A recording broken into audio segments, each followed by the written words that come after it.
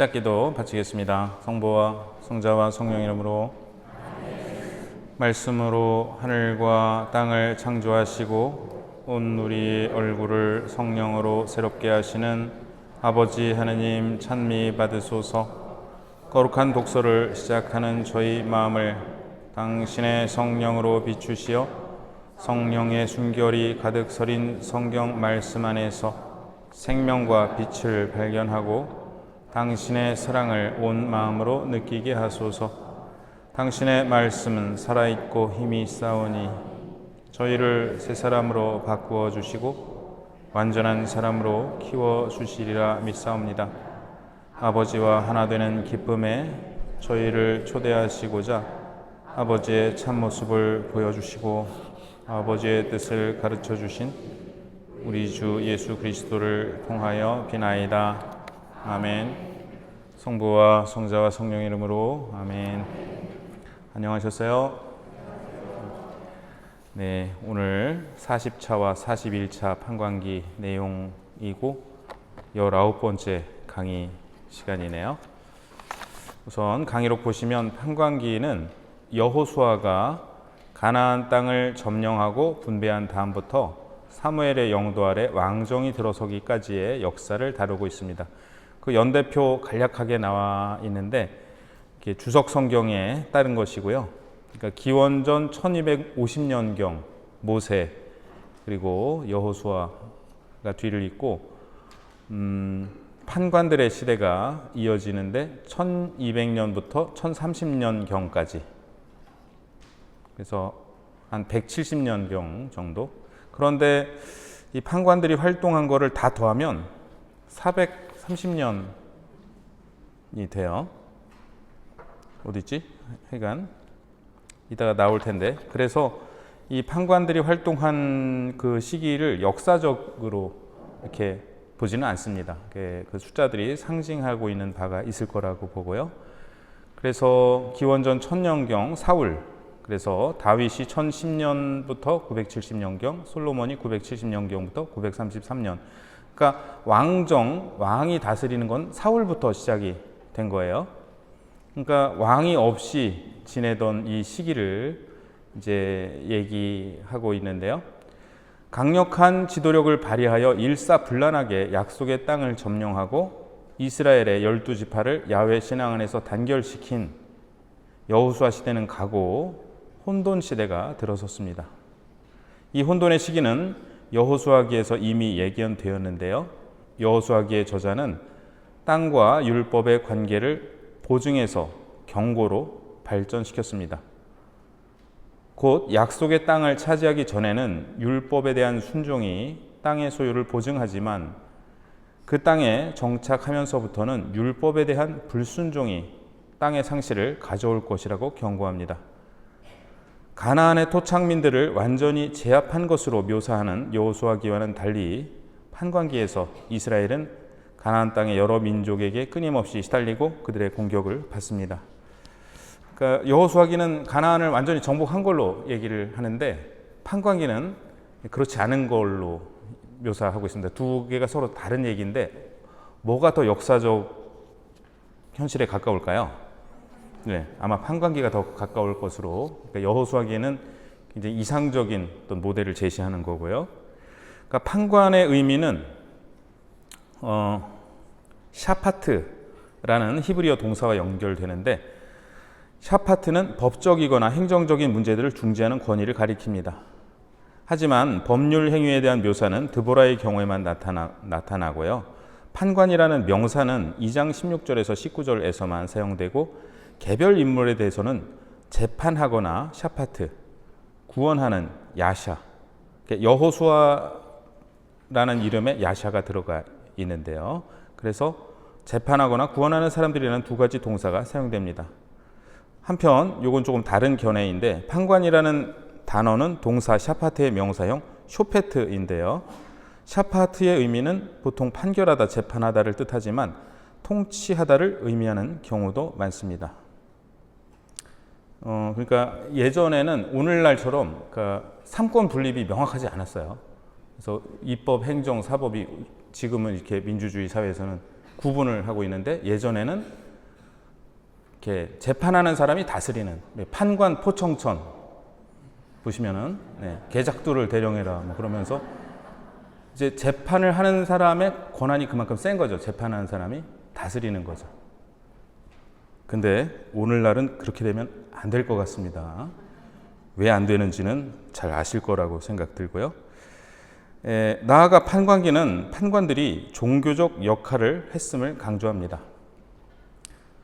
그러니까 종교적 역할을 했다는 것은 그 백성들의 마음을 하느님께로 돌리는 역할을 한 게 판관들이죠. 그러니까 그러니까 사실 재판했다는 얘기는 많이 나오진 않지만 다스리고 그 다음에 백성들의 마음을 주님께로 돌리는 역할을 했습니다.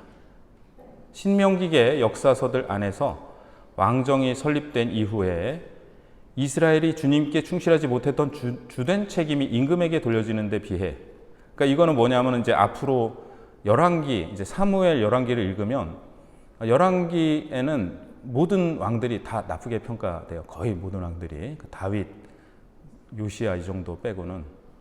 그래서 이렇게 바빌론에 끌려갈 만큼, 유배를 당할 만큼 이렇게 이스라엘의 망한 책임들이 왕에 있다라고 얘기를 하는 게 사실 신명기의 역사서인데, 판관 시대의 판관들은 주님께 충실했는데 비해서, 그러니까 이제 왕들은 잘못했지만 판관들은 주님께 충실했는데 백성들이 그들에게 귀를 기울이지 않았다는 것이 문제입니다.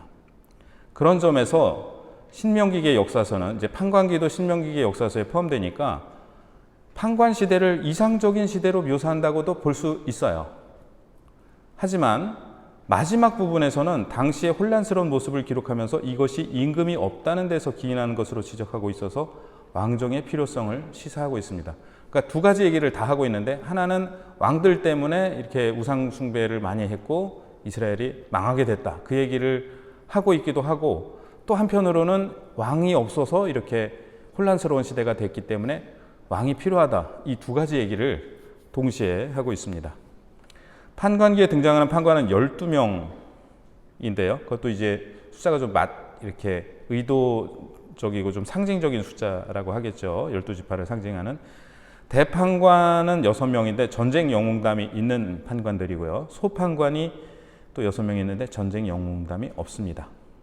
근데 이 판관기의 주인공은 판관들이 아니라 판관들을 통해 활동하시고 당신 백성을 구하시는 하느님의 영입니다. 판관들이 능력이 출중하고 이렇게 잘나서가 아니라 주님의 영이 그들을 이끌어서 당신의 일을 하시고 있죠. 판관기 저자의 역사 해석 도식을 보시면 이제 읽으시면서 느끼셨죠? 죄를 지었다, 벌을 받았어요, 울부짖어요, 아파요 하느님 막. 그러니까 하느님께서 판관을 통해 구원해 주세요. 그러면 잘 살아야 되는데 또 죄를 짓고 또 벌을 받고 계속 이게 반복이 되고 있습니다. 근데 이게 제일 이렇게 요약해서 드러나는 구절이 판관기 2장 11절에서 19절인데요. 같이 읽어보실까요? 이스라엘 자손들은 바알들을 섬겨 야훼의 눈에 거슬리는 악한 짓을 저질렀다. 그들은 저희 조상들의 하느님이신 야훼, 저희 조상들의 이집트 땅에서 이끌어내신 주님을 저버리고 주의 민족들이 섬기는 다른 신들을 따르고 경배하여 야훼의 화를 돋우었다. 그들은 야훼를 저버리고 바알과 아스타롯을 섬겼다. 그리하여 야훼께서 이스라엘에게 진노하시어 그들을 약탈자들의 손에 넘겨버리시고 약탈당하게 하셨다. 또한 그들을 주위의 원수들에게 팔아 넘기셨으므로 그들이 다시는 원수들에게 맞설 수 없었다. 야훼께서 이르신 대로, 야훼께서 그들에게 맹세하신 대로 그들이 싸우러 나갈 때마다 야훼의 손이 그들에게 재앙을 내리셨다. 그래서 그들은 심한 공경에 빠졌다. 야훼께서는 판관들을 세우시어 이스라엘 자손들을 약탈자들의 손에서 구원해 주도록 하셨다. 그런데도 그들은 저희 판관들의 말을 듣지 않을 뿐더러 다른 신들을 따르며 불륜을 저지르고 그들에게 경배하였다. 그들은 저희 조상들이 야훼의 계명에 순종하며 걸어온 길에서 빨리도 벗어났다. 그들은 조상들의 본을 따르지 않았다. 그러나 야훼께서는 그들을 위하여 판관들을 세우실 때마다 그 판관과 함께 계시어 그가 살아있는 동안 내내 그들을 원수들의 손에서 구원해 주도록 하셨다. 억압하는 자들과 학대하는 자들 앞에서 터져나오는 그들의 탄식을 들으시고 야훼께서 그들을 가엾이 여기셨기 때문이다. 그러나 판관이 죽으면 그들은 조상들보다 더 타락하여 다른 신들을 따라가서 그들을 섬기고 경배하였다. 그들은 이렇게 자기들의 완악한 행실과 길을 버리지 않았다. 네, 요 말씀이 이제 반복이 되죠. 계속. 그러니 좀 지쳐요. 그죠? 이제 그만 좀 하지. 이렇게 하느님께서 용서해 주시고 구원해 주셨는데 왜 또 우상 숭배를 왜 하고 지치는데 우리의 삶과 비슷하지 않나요? 예. 이제 고해성사 받고 용서 받고 이제 다시는 죄를 지지 않겠다고 결심하는데 이제 안 지면 되는데 또 짓고 그래서 이 판관기에 나오는 요 얘기가 우리 삶이랑 비슷하지 않은가 하는 생각을 하는데 근데 이 밑에 프란치스코 교황님의 말씀을 인용해 드렸습니다. 그리고 프란치스코 교황님은 언제 취임하셨는지 아세요? 2013년 3월 19일이었습니다. 그래서 그 너무나 감동적인 강론을 하셨는데 그 요셉 라칭거 전임 베네딕토 16세 교황님의 영명 축일이라고 하시면서 요셉이 어떤 역할을 했는가 저는 사실 깜짝 놀랐고 요셉 성인에 대해서 그렇게 말씀하신 거 들어본 적도 없었는데 너무너무 감동해서 그러니까 보호자, 수호자의 역할을 하셨다. 예수님, 성모님을 보호하셨다. 그처럼 우리도 약한 이들, 피조물, 버림받은 이들 보호해야 된다. 그게 로마 주교로서 당신의 역할이고 여러분들도 여기 동참해달라고 아주 사실 눈물을 흘리면서 강론 말씀을 읽었는데 이 삼종기도 말씀은 강론하시기 이틀 전, 그러니까 취임하시기 전이에요. 교황님은 이제 선출은 되셨지만 우리는 이제 즉위 미사라고 잘못 번역했다 그랬는데 교황님으로서의 직무를 시작하시기 이틀 전 3월 17일에 삼종기도 때 하신 말씀인데요. 그리고 이 말씀을 자주 반복하셨습니다. 무슨 말씀이냐면 이 말씀을 잊지 맙시다. 하느님은 우리를 용서하는데 결코 지치지 않으신다는 것입니다. 절대로요. 문제는 우리 자신이 지치고 용서를 구하고 싶어 하지 않고 용서를 구하는데 지친다는 것입니다. 하느님은 용서하는데 결코 지치지 않으시지만 우리는 때때로 용서를 구하는데 지쳐버립니다. 절대 지치지 맙시다. 그분은 항상 용서하시고 우리 모두를 향한 자비로운 마음을 지니신 사랑의 아버지이십니다. 그리고 우리 또한 모든 사람에게 자비를 베푸는 법을 배웁니다. 사람이 되신 하느님의 자비를 품에 안으신 성모님의 전구를 청합시다. 이렇게 말씀하시고 삼종기도를 바치셨어요.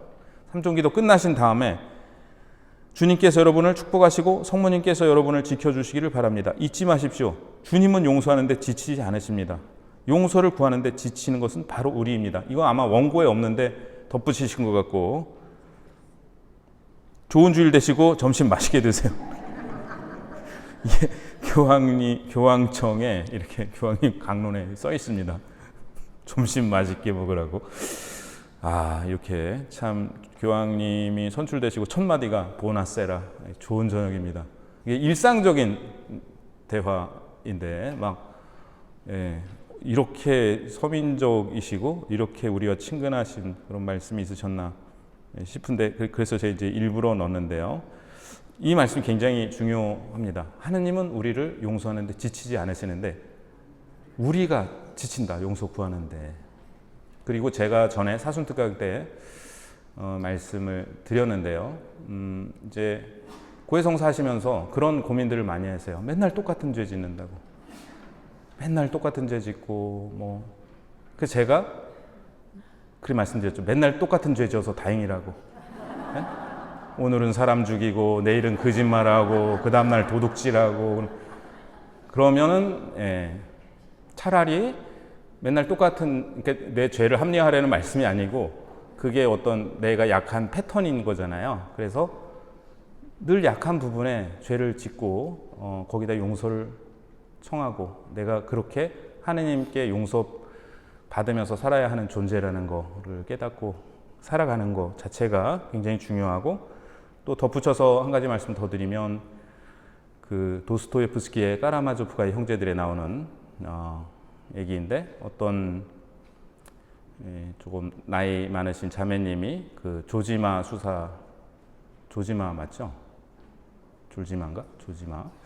그 수사님한테 막 너무 큰 죄를 지어서 고해성사를 할 수도 없다고 그랬더니 그 수사님 말씀이 인간은 하느님의 자비를 능가하는 죄를 지을 능력이 없습니다. 그래서 우리가 생각할 때 이게 너무 큰 죄다 생각하는 거를 하지만 어떠한 죄도 하느님의 자비를 능가할 수 없습니다. 왜? 인간은 그렇게 하느님의 자비를 능가할 죄를 지을 능력이 없다. 그리고 이 말씀과 교황님 말씀을 결합시켜 보면 너무 똑같은 죄를 너무 반복적으로 져서 하느님도 용서를 해주실까 걱정된다. 하느님의 자비는 그 정도로 작지 않으십니다. 그래서 교황님은 그런 맥락에서 말씀하시는 거예요. 의심하지 말고 지치지도 말고 용서를 청하십시오. 그럼 어떻게 보면 판관기 전체가 우리한테 그 얘기를 하고 있는 것 같습니다.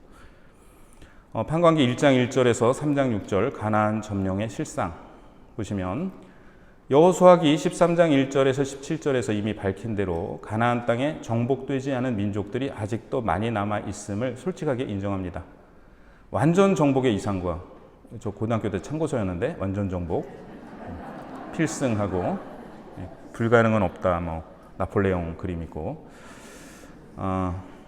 불완전한 현실과 관련하여 판관기 저자는 여호수아기와 같은 흐름에 서 있습니다.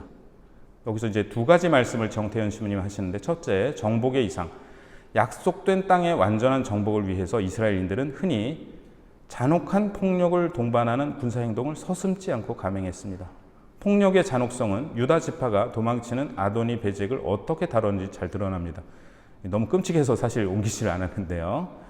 네, 엄지 손가락, 엄지 발가락 막 이런 신체 부위에 대해서 이스라엘은 이런 잔인한 짓을 누구한테 배웠을까? 그들이 가나안의 시골 농부나 소작인들로 살아가면서 대지주인 평지 성읍들의 임금과 그 주민들에게서 착취와 억압을 받을 때 그들에게서 배웠을 것이다. 그들의 폭력적 군사행동은 억압자들에 대한 복수심에 근거한 것인지도 모릅니다. 이 시절에 형성된 이스라엘의 신앙에는 착취와 억압의 고통스러운 상황에서 배운 잔혹한 폭력이 자연스럽게 녹아 들어 있습니다. 그런데 이런 구절을 지난번에 말씀드린 대로 우리가 우의적 해석을 비롯한 영적 해석들이 있죠. 좀 그렇게 봐야지 이걸 문자적으로 이렇게 해석하고 어떻게 이렇게 또 잔인하게 할까라는 거를 사실은 이제 구약의 이런 뒤에도 판관 입타 얘기도 나오고 그러지만 요 안에 그 명확한 해답이 제가 볼 때 다 있는 것 같지는 않아요. 그걸로 해결될 것 같으면 예수님이 안 오셔도 되겠죠. 구약에 이해되지 않는 구절들, 그리고 어떻게 해결해야 될지 모르는 구절들을 예수 그리스도의 복음의 빛 안에서 새롭게 해석할 필요가 있고, 또 이런 부분은 지난번에 말씀드린 것처럼 어떤 영적인 해석, 우리가 어떤 죄에 대해서, 우상숭배 유혹에 대해서 그렇게 물리쳐야 한다는 식으로 좀 이해를 해야 될 것 같습니다. 두 번째는 이제 불완전한 현실인데요. 이스라엘이 율법에 순종하지 않았기 때문입니다. 주님께 대한 충성과 다른 신들에 대한 경배는 단순한 경신의 문제가 아니었습니다. 그러니까 야훼 하나님을 안 섬기고 우상을 섬기는 게 문제가 첫 번째로는 이렇게 경신내, 이렇게 전례, 예배와 관련됐다면, 또 다른 측면은 주님께 대한 충성은 그분과의 계약이 요구하는 계명 준수를 뜻하며 거기에는 약자들에 대한 배려와 형제적 사랑의 실천이 포함되어 있습니다. 이와 반대로 이방 신들에 대한 경배는 힘 있는 자가 힘없는 자를 억누르고 착취하는 가나안의 지배 구조를 받아들인다는 뜻입니다. 그래서 사회적 차원이 있는 거죠. 그 십계명에도 이렇게 사회 질서, 특히 이제 힘 있는 사람이 약자의 것을 탐내거나 빼앗으려는 것도 금하고 있는, 그리고 우리 어떤 레위기나 이런 데 보면은 이웃을 사랑하라는 그런 계명들이 있는데, 이 이방신들, 그 가나안의 이방신들을 그런 어떤 종교에서는 그게 아니라 이 지배 구조를, 가나안의 지배 구조를 정당화하는 그러한 종교적인 계율들이 있었고, 그거를 따라갔기 때문에 문제라는 것입니다. 그 다음으로 판관기 3장 7절에서 16장 31절 판관들의 활약인데요.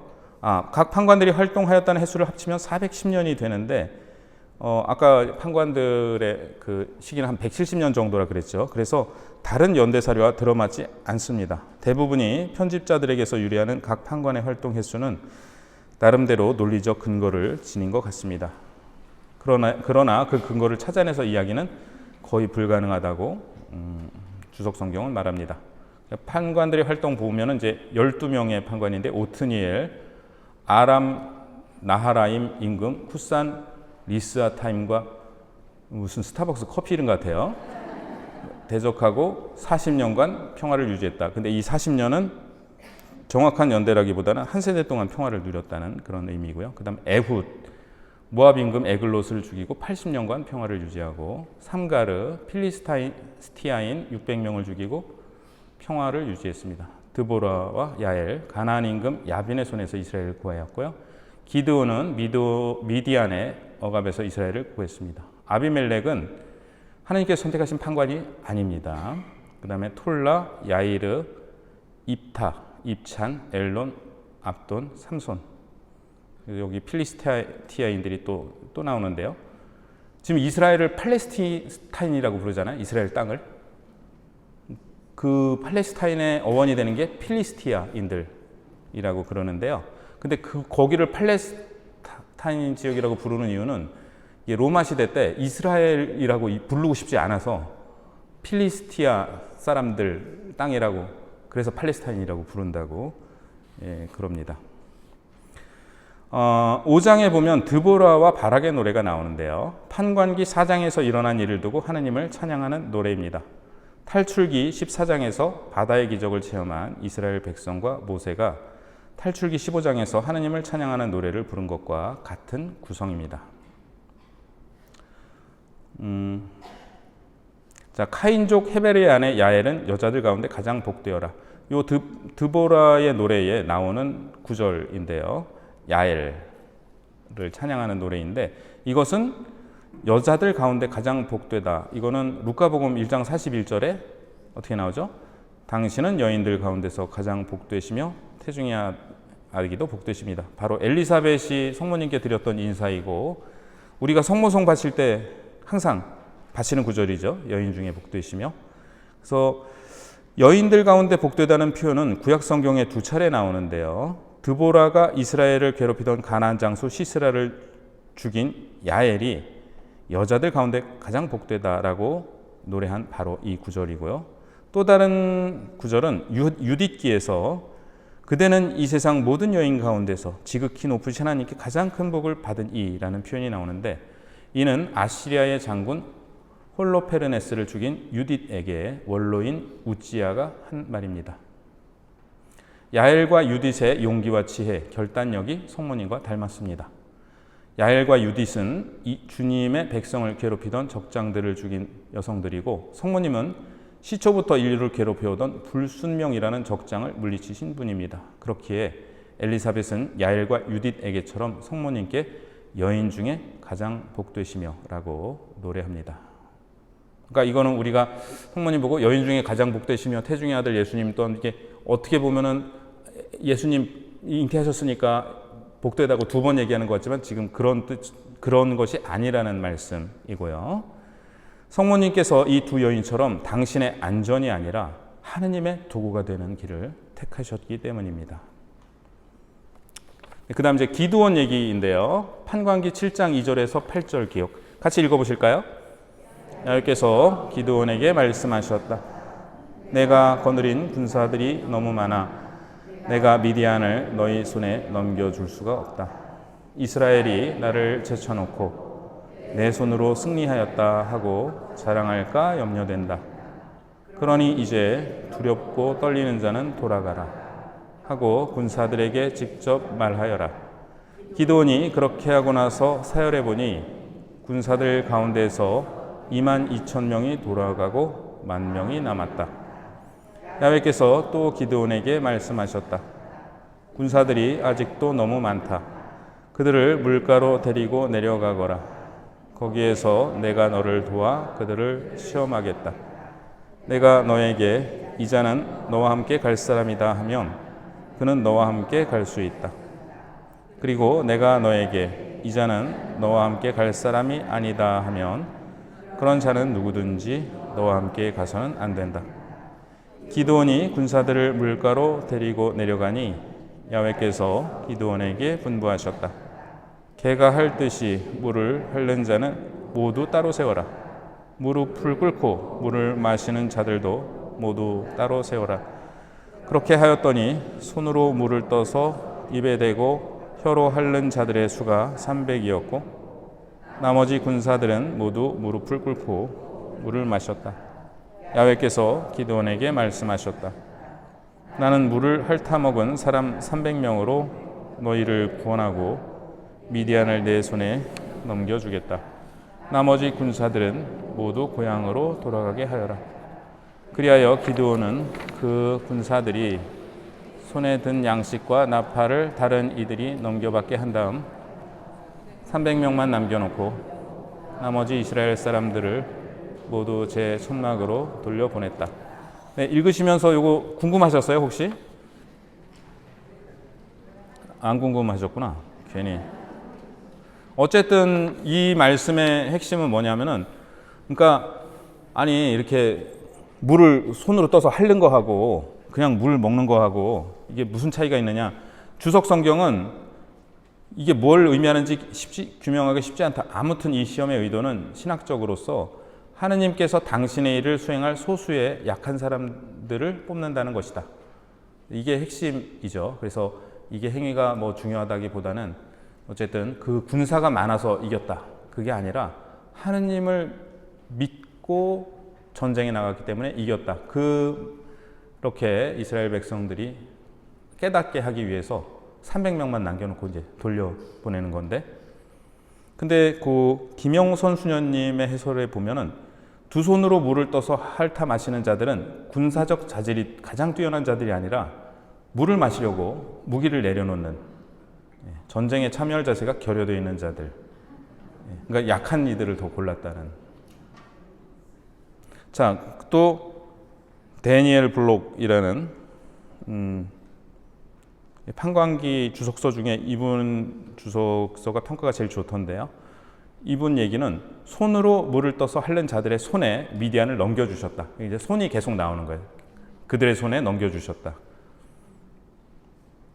자, 이제 그레고리우스 교황님, 대그레고리오 교황님의 해석을 보시면 이런 게 우의적 해석인 거예요. 물은 지혜의 교리를 가리키고 무릎을 꿇지 않는 것은 의로운 행실을 가리킨다. 그리스도께서 교리의 강물을 마실 때에 행실의 올곧음을 일그러뜨리지 않는 사람들과 함께 신앙의 적들과의 전투에 나가시기 때문에 무릎을 꿇는 사람은 나약한 행동을 상징하는데요. 이들에게 전투가 금지된다. 이런 우의적 해석을 하셨고, 아구스티노 성인은 그리스말 숫자 부호에서 300이 T, 타우, 그리스말로 타우로 표시되는데 이게 십자가를 상징합니다. 그래서 이들은 적들에 대항하여 교회를 지키는 훌륭한 행동을 하는 좋은 개들로 칭찬받습니다. 이 개에 대해서 좋게 비유를 하셨다는 말씀이고요. 폰투스의 에바그리우스 교부는 마시는 물의 양을 제한하면 자제력을 얻는 데 많은 도움이 된다. 그들은 이것을 잘 알고 있었다. 그러니까 막 이렇게 시냇물에다가 이렇게 고개를 숙이고 막 먹는 사람보다 이렇게 떠서 먹는 사람들이 자제력이 더 있다라는 얘기이죠. 지금 6가지 해석이 다 다른 거예요. 그럼 이 중에 뭐가 맞을까요? 뭐가 맞는지를 우리가 이제 결정하지 않고 사실은 이렇게 다양한 해석이 있다. 그러니까 뭐예요? 잘 모른다.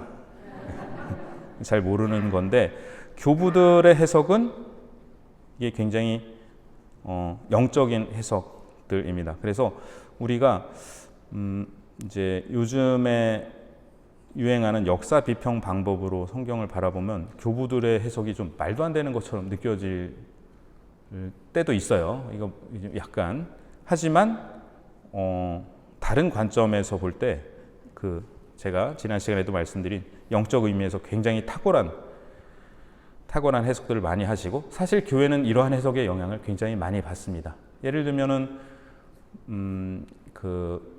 이스라엘 백성들이 이집트를 탈출해서 홍해를 건너서 약속의 땅 홍해를 건너는 그 광경이 바로 파스카이고 이것이 바로 예수님 파스카 신비이고 이런 해석들이 다 이런 우의적 영적인 해석에서 비롯한 것이죠.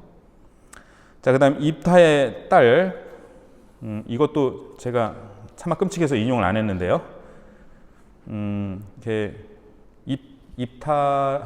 판관 입타가 아주 쓸데없는 얘기를 했죠.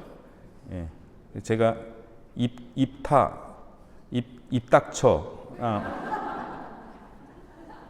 입다다 아니면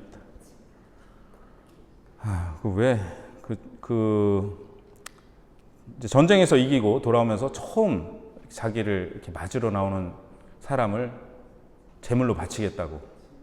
근데 외동딸이 나온 거예요.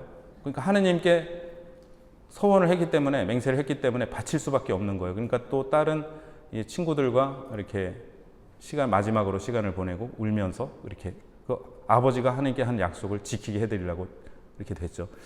끔찍한 얘기입니다, 사실. 그리고 교부들도 이거를 어떻게 해석하셔야 될지 몰라요. 그래서 이제 아우구스티노 성인은 다른 어느 누구도 아닌 그의 외동딸이 아버지를 맞으러 달려나오는 벌을 불러온 그러한 서원은 하느님 마음에 들지 않는 것이라고 할 수 있습니다. 이런 서원하면 안 된다는 거고, 암브로시오 교부는 결국 딸을 죽여 서원을 이행하기보다 애초에 어떠한 약속도 하지 않는 편이 훨씬 더 나았을 것입니다. 나야가라 폭포는 엄청나게 이제 물이 많이 떨어지는데 예전에 거기 이제 원주민들은 그 신을 달래기 위해서 해마다 그 젊은 처녀를 한 명씩 바쳤다 그래요. 그 얘기 듣는데 너무 속상하더라고요. 왜 추장을 바치지 왜 젊은 처녀를 바치는 거예요? 이게 좀 그렇고 이 이타 얘기도 자기가 그냥 아마 고대 시대에는 그렇게 이렇게 너무나 끔찍하지만 사람을 제물로 바치는 제사가 있었고 이게 창세기에 이삭을 제물로 바치는 그 하느님 말씀과 또 연결이 되는데 그런데 중요한 거는 이삭을 제물로 바치라고 하느님 말씀하셨지만 실제로 받으시지 않았죠. 그래서 금지를 시킨 것이고 그 제사를 하느님이 원치 않으신다. 그러니까 사람 편에서 하느님이 이런 거 그러니까 다른 이민족들이 그런 제사를 바치니까 하느님이 이런 거를 자기에게 제일 소중한 거를 바친다는 의미에서 바친다고 했지만 하느님께서 원하시지 않는다는 게 근본적인 의미고 이 이야기도 지금 마찬가지입니다. 그리고 어떻게 보면 판관들이 이렇게 인간적으로 굉장히 나약하고 실수도 많이 하고 잘못도 많이 저지르는 나약한 사람들이지만 그 안에서 하느님의 영이 이렇게 활동을 하셨다. 그거를 조금 얘기하고 있는 것 같습니다. 마태오복음의 예수님 말씀을 같이 한번 읽어보실까요? 거짓 맹세를 해서는 안 된다. 내가 맹세한 대로 주님께 해드려라 하고 옛사람들에게 이르신 말씀을 너희는 또 들었다. 그러나 나는 너희에게 말한다. 아예 맹세하지 마라. 하늘을 두고도 맹세하지 마라. 하느님의 옥좌이기 때문이다. 땅을 두고도 맹세하지 마라. 그분의 발판이기 때문이다. 예루살렘을 두고도 맹세하지 마라. 위대하신 임금님의 도성이기 때문이다. 내 머리를 두고도 맹세하지 마라. 내가 머리카락 하나라도 희거나 검게 할 수 없기 때문이다. 너희는 말할 때 예할 것은 예하고 아니요 할 것은 아니요라고만 하여라. 그 이상의 것은 악에서 나오는 것이다. 예수님 말씀 역시 진리입니다. 예수님 그런 말씀도 하셨죠. 이렇게 너희는 심판대에 너희가 짓거린 쓸데없는 말들을 낱낱이 해명해야 할 것이다. 성경이 그런 말씀인지 잘 모르는데 있습니다. 그래서 예할 것은 예하고 아니요 할 것은 아니요 했으면 하면 좋을 것 같고요. 자, 삼손 이야기. 삼손은 하느님의 천사와 부모에게서 물려받은 나지르인의 서원을 하고도 외국 여자의 유혹에 넘어가 괴력의 비밀을 지키지 않은 탓에 그에 상하는 벌을 받습니다. 하느님의 정의에 따른 상선벌악, 이것이 바로 신명기의 역사관의 기본 틀입니다. 삼손 이야기는 주님을 경외하지 않고 성적 방종과 자만심에 빠진 자가 어떻게 몰락하는지에 대한 경고입니다.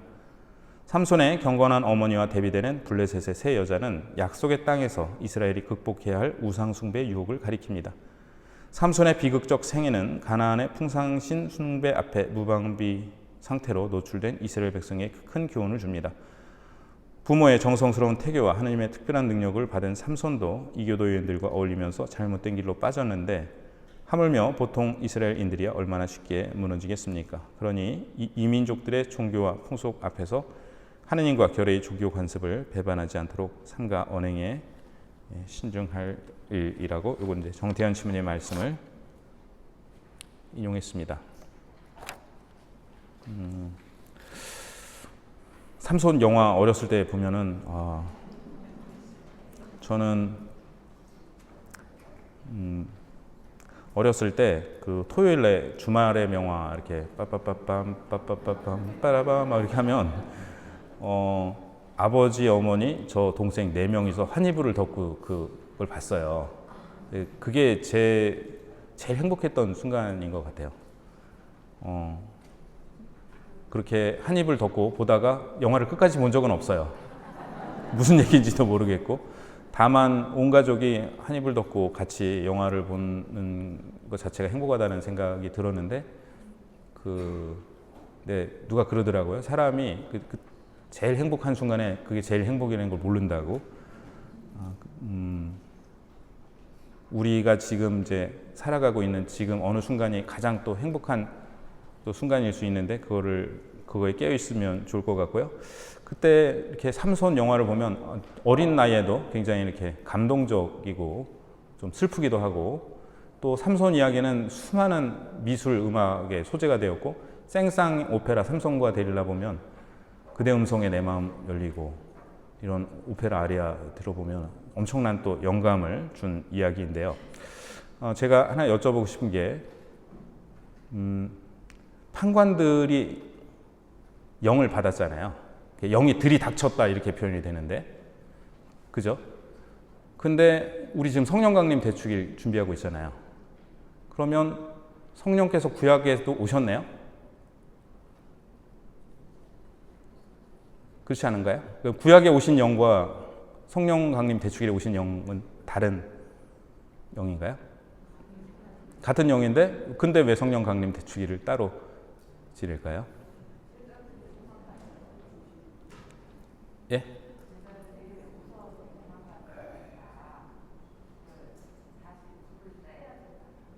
제자들이 무서워서 도망갔는데 다시 불을 떼야만 했다라는 말씀. 네, 우리 지금 이제 판관기 읽으시면서 느꼈겠지만 특히 삼손 이야기에서 느끼셨겠지만 구약의 영은 오셨다가 가세요. 잘못하면. 그죠? 그러니까 오시긴 오시는데 그러고 떠나세요. 그러니까 삼손이 잘못해서. 근데 우리가 예수님의 부활로 받은 성령은 우리를 떠나시지 않습니다. 그래서 우리 인호라고 그걸 표현하죠. 그러니까 우리의 잘못으로 성령께서 떠나시지 않아요. 그래서 영원한 우리가 성령 강림을 통해서 성령을 받고 주님의 성전이 되는 것은 우리의 잘못의 여하로 인해서 다시 그게 처지가 바뀌지 않는 우리가 주님의 영원한 성전이 되는 것입니다. 그래서 같은 영이시지만 예수님께서 당신의 순환과 부활로 우리에게 성령을 보내주실 때는 영원히 우리와 함께 계시는 성령을 보내주시고 그 영께서 우리 안에 계시기 때문에 우리는 주님의 성전이고 우리가 죽어서도 영원하신 분이 우리 안에 계시기 때문에 우리가 영원한 생명을 이렇게 희망하고 살아가고 있을 수 있는 이유도 바로 거기에 있습니다. 그래서 그것이 차이라고 하겠습니다. 네, 오늘은 조금 일찍 강의를 마치겠습니다. 감사합니다.